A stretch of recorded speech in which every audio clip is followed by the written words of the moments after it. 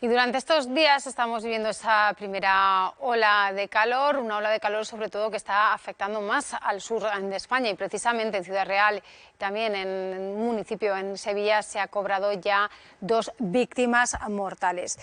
En ocasiones hay que diferenciar entre lo que es un golpe de calor, lo que es el estrés térmico, deshidratación, y para salir de dudas hablamos ahora con Luis Miguel García, él es médico de familia. Muy buenas tardes, Luis Miguel. Hola, buenas tardes, ¿qué tal?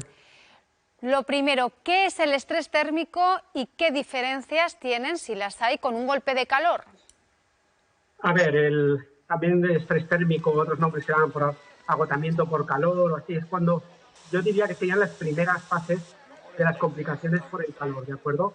Cuando empezamos a tener un aumento de sudoración, que sudoramos, tenemos mucho sudor, entonces eliminamos muchas sales minerales, no nos rehidratamos, nos vamos deshidratando poquito a poco y entonces también tenemos un poquito de dolor de cabeza. O sea, quizás lo que antiguamente reconocíamos un poquito más como una insolación, ¿no?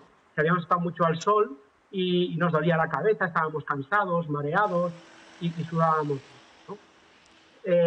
La siguiente fase, que serían los golpes de calor, esos son de más gravedad, y sería cuando ya ese sistema de regulación de sudor, dejamos de sudar porque se ha agotado, no sudamos ya tanto, y empezamos a aumentar la temperatura a unos 40 grados. Podemos incluso tener ahí ya cuadros de desvanecimiento, síncopes, convulsiones, porque el sistema ya está, digamos, como que está sobrecalentado, ¿no? ¿Cómo debemos actuar en cada caso?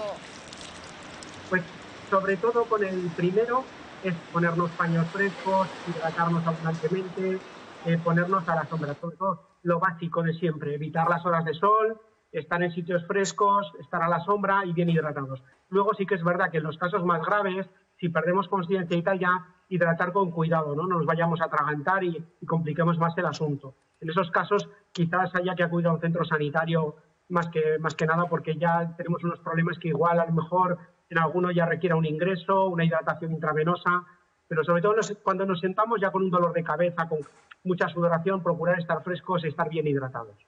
Por eso, durante estos días de ola de calor, como decíamos, que se está notando sobre todo más al sur de España, se mantiene y se hace hincapié sobre todo en esos consejos que a veces parece que son los mismos que siempre se repiten, pero que son fundamentales: no exponerse a las horas centrales del día, no hacer ese ejercicio físico, mantener esa hidratación y sobre todo el decir, no hay que esperar a tener sed porque en ese momento igual ya es tarde. Y una cosa, sobre todo, hay unas poblaciones mucho más vulnerables, ¿de acuerdo? Tenemos que tener en cuenta que tenemos una población cada vez más envejecida. Esta población envejecida cada vez con más enfermedades.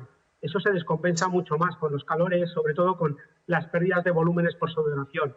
Entonces hay que tener en cuenta que las edades extremas de la vida, los niños pequeños y sobre todo los ancianos, no tienen sensación de sed. Entonces hay que vigilarlos. Hay que ponerle su botella propia de agua para saber la cantidad de líquido que van bebiendo.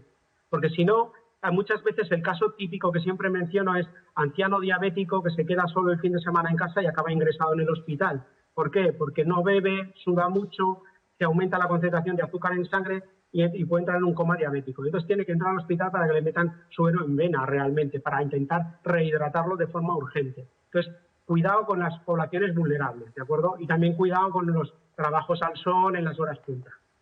Luis Miguel García, médico de familia, muchísimas gracias por atendernos y arrojarnos luz, sobre todo diferencias entre ambas situaciones. Gracias.